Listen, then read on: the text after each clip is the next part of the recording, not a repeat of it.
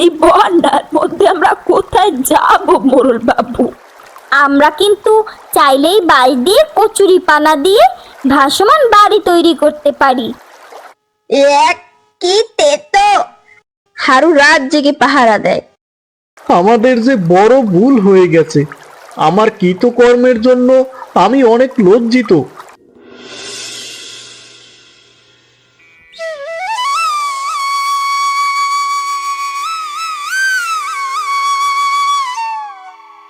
কি রে হারু, তুই এই সময় কাঁধে জাল নিয়ে কোথায় যাচ্ছিস?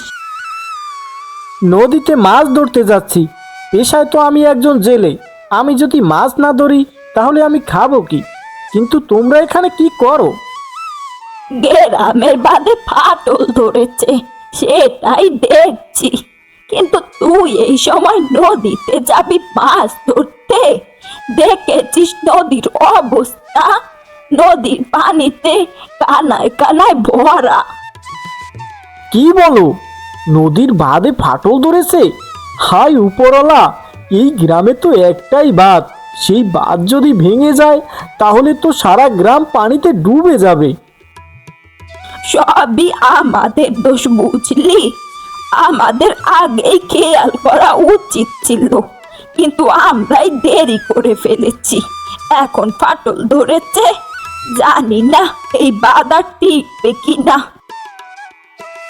নদীর বাঁধ যদি ভেঙে যায় তাহলে আমাদের যে কি করুণ পরিণতি হবে তা একমাত্র উপরওয়ালাই ভালো জানেন। যাই গো বুড়িমা, আজ আর মাছ ধরবো না। মনটা যে সায় দিচ্ছে না, খুব খারাপ হয়ে গেল মনটা।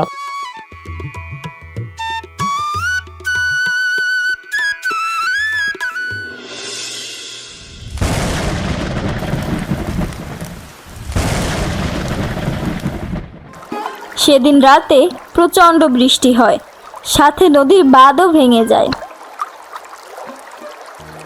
চোখের সামনে ঘরটা যে ভাসিয়ে নিয়ে গেল। তাকিয়ে তাকিয়ে দেখা ছাড়া আমাদের হাতে তো করার মতো কিছুই নেই।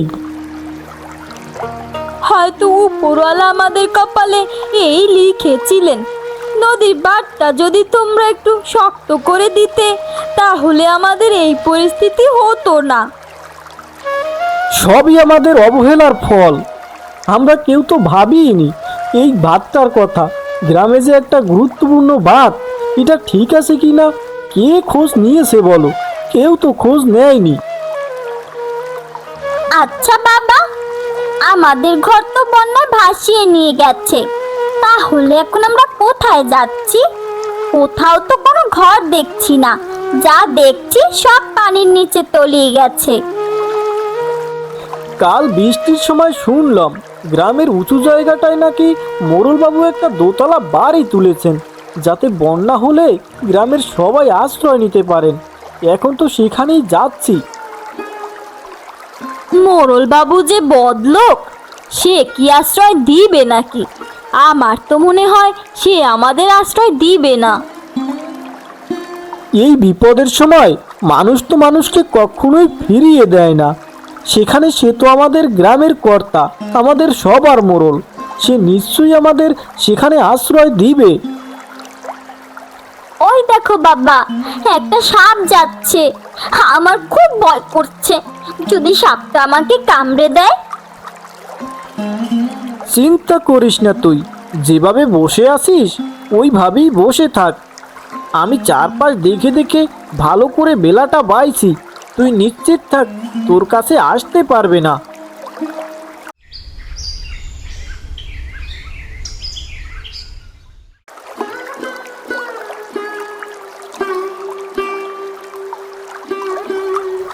এ কি বুড়িমা, আপনি এখানে গাছে বসে আছেন?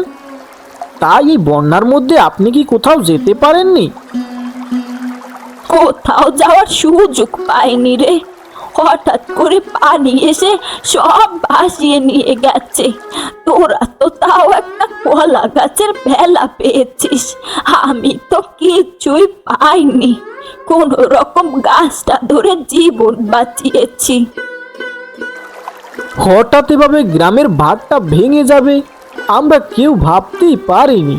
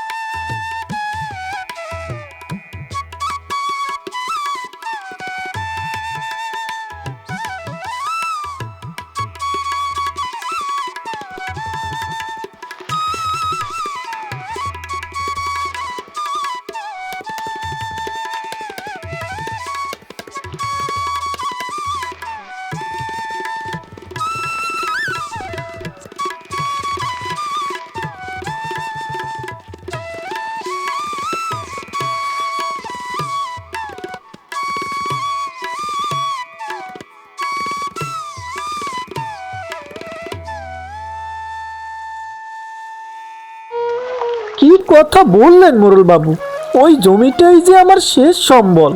ওই জমিটা আপনাকে দিয়ে দিলে বন্যার পর আমাকে যে না খেয়ে মরতে হবে। আমি কোথায় চাষ করব বলুন? ওই জমিটা আমি কিছুতেই দিতে পারবো না আপনাকে। তাহলে এক্ষুনি আমার চোখের সামনে থেকে দূর হ। তোদের মতো গরিব শরীফ আমি দেখতে পারি না। আমার এই টিলায় দোতলা বাড়িতে তোদের কখনো আশ্রয় হবে না, এই আমি বলে দিলাম।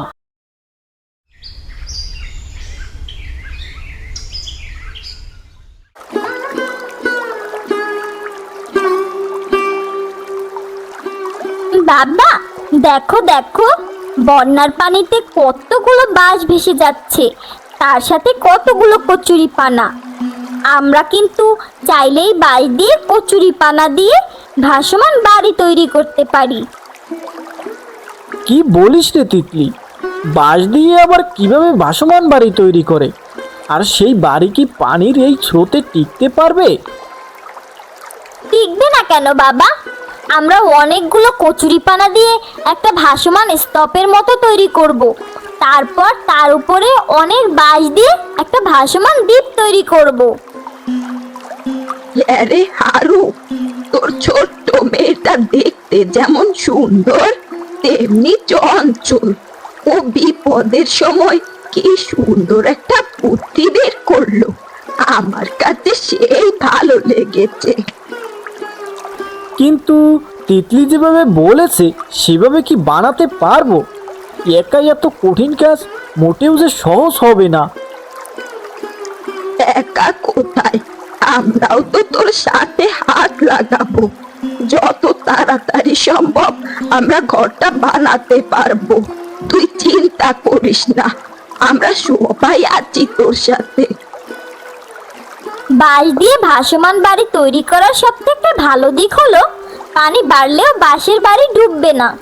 অন্যদিকে আরেকটু পানি বাড়লেই মোড়লের বাড়ি ঠিকই ডুবে যাবে।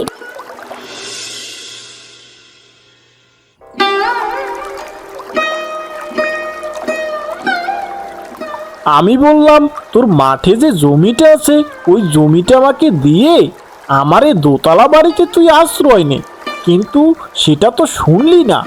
এখন কি করছিস?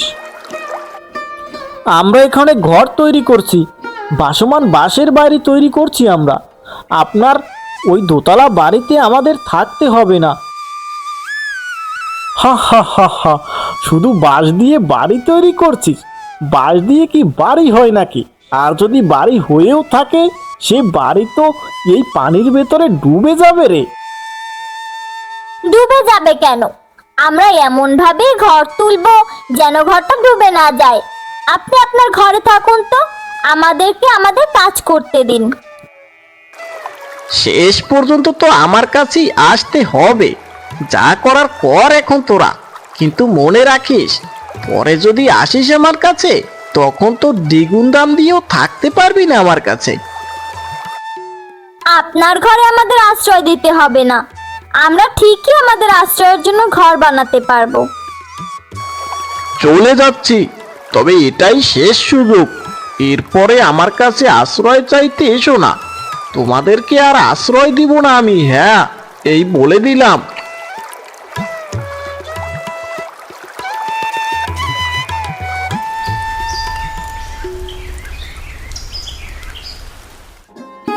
শোন রে কানাই, হারু নাকি পানির উপরে বাঁশ দিয়ে একটি ভাসমান বাড়ি তৈরি করছে।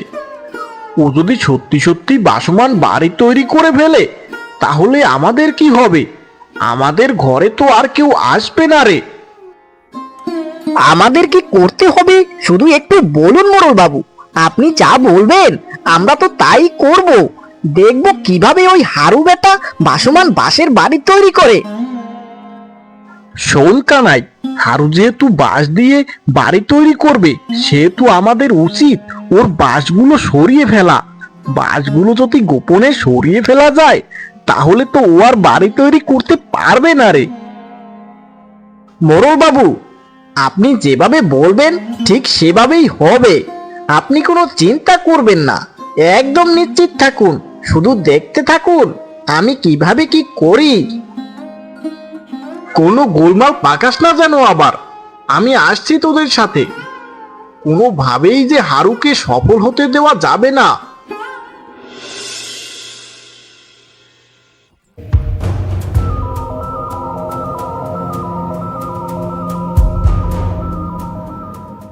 পরপর এইভাবে 2 দিন হারুর বানানো ঘরের বাঁশ চুরি করে নিয়ে যায়। ঘরটা যে কিছুতেই সম্পূর্ণ বানাতে পারছি না। কে যেন রাতে এসে সব বাঁশ চুরি করে নিয়ে যায়। এভাবে চললে কখনোই তো ঘরটা সম্পূর্ণ করতে পারবো না। চুরি করে ঘর বানানোর বাঁশ নিয়ে গেলে আমাদের যে ঘরটা বানানো হবে না, এটা যে করেই হোক ঠেকাতে হবে। বুড়িমা ঠিকই বলেছে, এভাবে হলে আমাদের ঘরটা বানাতে পারবো না। যেভাবেই হোক আমাদের ঘরটা সম্পূর্ণ বানাতে হবে। আমরা একটা কাজ করতে পারি, আমরা না হয় 2-1 দিন জেগে জেগে পাহারা দিই, তাহলে আর চুরি করতে পারবে না, আর ঘরটাও সম্পূর্ণ বানানো হয়ে যাবে। তিতলি ঠিকই বলেছে, আমরা পাহারা না দিলে কোনোভাবেই ঘরটা সম্পূর্ণ করতে পারবো না। একদিন পাহারা দিতেই হবে। ঠিক আছে, তাহলে দেখি আজ পাহারা দিয়ে। পরপর 2 দিন চুরি হয়ে গেছে। এভাবে আর 2 দিন চুরি হলে আমার ঘরের সব বাঁশ যে নিয়ে যাবে ওরা, তাহলে তো বাড়িটা তৈরিই করতে পারবো না। মোড়লকে তার লোক নিয়ে চুরি করতে আসতে দেখে হারু রাত জেগে পাহারা দেয়।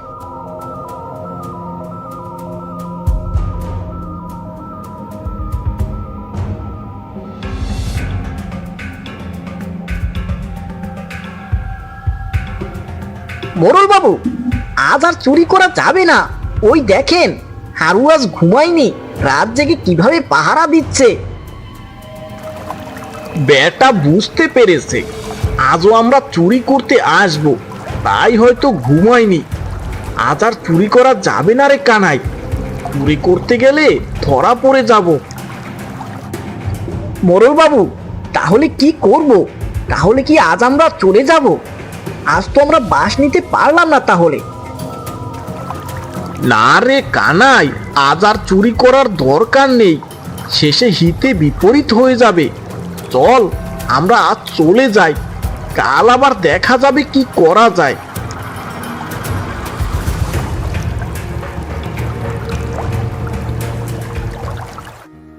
পরদিন হারুর ভাসমান ঘর বানানো হয়ে যায়, কিন্তু বৃষ্টিতে ভেজার কারণে তিতলির গায়ে প্রচন্ড জ্বর চলে আসে। নে মা, কটা ভাত খেয়ে নে, জ্বর আসার পর থেকে যে কিছুই খাসনি। কি তেতো, আমি এই ডাল ভাত খাবো না, আমাকে অন্য কিছু দাও। ডাল ভাত আমার কাছে খুবই তেতো লাগে। আমরা বন্যার সময়ে ডাল চাল বাদে তো আর কিছুই আনতে পারিনি রে। একটু কষ্ট করে ডাল ভাত খেয়ে নে না মা, তাছাড়া এই বন্যার মধ্যে আমরা অন্য কিছু কোথায় পাবো? তোমাদের এই ডাল ভাত আমার প্রতিদিন খেতে একদম ভালো লাগে না।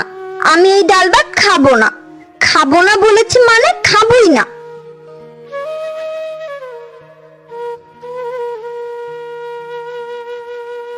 গিন্নি, তিতলির গায়ে তো অনেক জ্বর, তাই মুখে কিছু ভালো লাগছে না মনে হয়।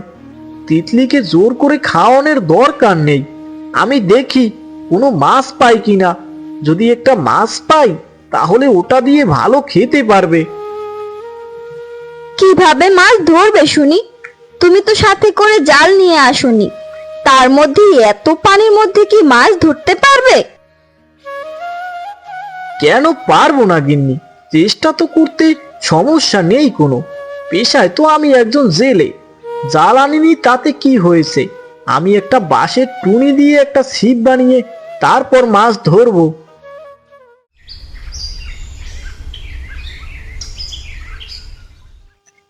হারু বড়শি দিয়ে বড় বড় দুটো মাছ ধরে। বাহ বাবা, ভালোই মাছ ধরেছি। এখন আর খাবার নিয়ে চিন্তা করতে হবে না। ভালোই হয়েছে, এই বিপদের সময় তুই মাছ ধরতে পেরেছিস। আমি তো ভাবছিলাম তুই মাছ ধরতেই পারবি না। পেশায় আমি একজন জেলে বুড়িমা, আমি যদি মাছ না ধরতে পারি তাহলে কে ধরতে পারবে শুনি? যে মাছ পেয়েছিস তাতেই হবে। ওদিকে তিতলির গায়ে অনেক জ্বর, তাড়াতাড়ি আমাদের এখন ভাসমান বাড়ির দিকে যাওয়া উচিত। চলো তাহলে এখন বাড়িতে ফিরে যাই। মেয়েটা আমার কেমন আছে কে জানে, ভাতও খায়নি সকাল থেকে। এই মাছ রান্না করার পর তারপরে ভাত খাবে। তাড়াতাড়ি যাই চলো।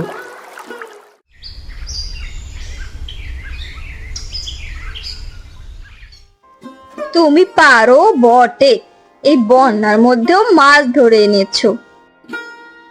মাছগুলো অনেক বড় বড়, খেতেও ভারী মজা হয়েছে। বন্যার মধ্যে ডাল ভাত খেতে খেতে অতিষ্ঠ হয়ে গিয়েছিলাম। এখন মাছ ভাত খেয়ে মনে হচ্ছে অমৃত খাচ্ছি। তিতলি, তুই আসলে ঠিকই বলেছিস। ডাল ভাত খেতে খেতে একদম অতিষ্ঠ হয়ে পড়েছিলাম। এখন মাছ ভাত খেতে খুবই সুস্বাদু লাগছে। মাছ ভাত খেয়ে শুধু প্রশংসাই করছো। একবার আকাশের দিকে তাকিয়ে দেখেছো? আকাশটা কেমন ঘন কালো মেঘলা হয়ে আছে। মনে হচ্ছে খুব বড় বন্যা হবে। সমস্যা নেই, বন্যা হলেও আমাদের ভাসমান বাঁশের বাড়ি কখনোই ডুবে যাবে না। পানি যতই বাড়ুক আমাদের ঘরটা পানিতেই ভাসবে। ঠিকই বলেছেন, আমাদের ঘরটাই তো ভাসমান বাড়ি, ডুববে আবার কিভাবে? বন্যা নিয়ে আমাদের কোনো চিন্তা করতে হবে না। ডুবে গেলে ডুবে যাবে মোড়লের বাড়ি, কারণ তার বাড়ি মাটির উপরে তৈরি। পানি যতই বাড়বে তার বাড়িও তত পানির নিচে তলিয়ে যাবে। আমাদের বাড়ির কিছুই হবে না। তারপরেও যদি বন্যার বাতাসে আমাদের ঘরটা ভেঙে যায়, তাহলে আমাদের হাতে আর কিছুই করার থাকবে না, একদম পানিতে ডুবেই মারা যাব। এমন কিছুই হবে না, উপরওয়ালার উপর ভরসা রাখো। আমাদের ভাসমান বাঁশের বাড়ির কিছুই হবে না। সেদিন রাতে বড় সড় বন্যা হয়। দেখেছো বাবা, আমাদের ঘরের কিছুই হয়নি। রাতে অনেক বড় বন্যা হয়েছে, আগের তুলনায় পানিও অনেক বেড়েছে, কিন্তু আমাদের ঘর পানিতে কত সুন্দর ভাসছে। মোড়ল মশাইয়ের বাড়িটা কেমন আছে কে জানে? এত বন্যার মধ্যে তার ঘরটা টিকতে পেরেছে তো? পানি তো আগের তুলনায় অনেক বেড়েই চলেছে। যারা তোকে জায়গা দেয়নি তুই তাদের নিয়ে চিন্তা করিস? তোর মতো মানুষ হয় না রে। কিভাবে পারলো ওই মোড়ল তোকে জায়গা না দিতে? সে যতই আমাদের খারাপ ব্যবহার করুক, আমাদের সাথে খারাপ করুক, আমরা তো মানুষের পাশে বিপদে দাঁড়াবই।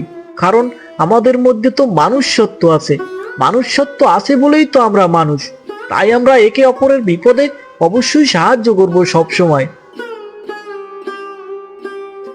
আমাদেরকে মোড়ল তো জায়গা দেয়নি, আমরা কেন তাকে নিয়ে ভাবছি? সে তো আমাদের কাছে টাকা চেয়েছিল, আমরাও তার কাছে টাকা চাইবো। ওই তো দেখা যাচ্ছে কারা যেন ভাসতে ভাসতে এদিকেই আসছে।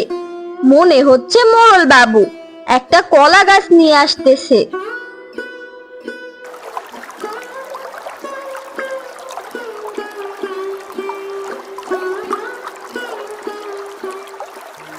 আমাদের আশ্রয় দে হারু, আমাদের যে সব শেষ হয়ে গেছে। রাতের বন্যায় আমার দোতলা ঘরটা যে ভেঙে গেছে। পানি এত বেড়েছে যে ভাঙা ঘরটাই এখন আর দেখাও যাচ্ছে না। আশ্রয় দিতে পারি, তবে ফিরি ফিরি আশ্রয় দেই না আমরা। এখানে আশ্রয় নিতে হলে টাকা দিয়ে আশ্রয় নিতে হবে।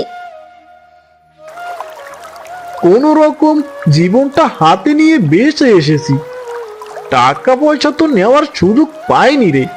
আমাদেরকে দয়া করে ফ্রিতে আশ্রয় দে। এই সময়ে টাকা কোথায় পাবো আমরা? আমরাও তো কোনো রকম জীবনটা হাতে নিয়ে এসেছিলাম, কিন্তু আমাদের টাকা ছাড়া আশ্রয় দেননি। এখন আমরা কেন দিব? আমাদের যে বড় ভুল হয়ে গেছে। আমার কৃতকর্মের জন্য আমি অনেক লজ্জিত। আমি তোদের কাছে ক্ষমা চাচ্ছি। আমাকে শেষবারের মতো ক্ষমা করে দে। আমাদের ঘর তৈরি করার সময় আমাদের ঘর তৈরির বাঁশ চুরি করে নিয়ে গেছো। আমরা কি বুঝতে পারিনি? কি ভেবেছোটা কি? হ্যাঁ, সব ভুল যে আমি করেছি। লোভে পড়ে আমি এমন খারাপ কাজ করেছি, আমি আসলে নিজেই লজ্জিত। আমার শিক্ষা হয়ে গেছে। আমাকে শেষবারের মতো ক্ষমা করে দে। হারু, আমাকে ক্ষমা করে দে। সব ভুল যে আমি করেছি সেই মোড়লের কথায় এখন বুঝতে পারছি ভুলটা কি ছিল। আমাদের মাফ করে দে। ঠিক আছে, যখন নিজেদের ভুল বুঝতে পেরেছো তখন তোমাদের মাফ করে দিলাম, কিন্তু এমন অমানবিক কাজ আর কোনোদিন করবে না তোমরা। আমার ভালো শিক্ষা হয়েছে। আমি আসলেই অনুতপ্ত। আর কোনোদিন এমন অমানবিক কাজ আমি কখনো করব না। এখন আমাদের আশ্রয় দে। তারপরে হারুর ভাসমান বাঁশের বাড়িতে সবাইকে আশ্রয় দেয়। গ্রামের বাকি মানুষও হারুর তৈরি বাঁশের বাড়িতে আশ্রয় নেয়।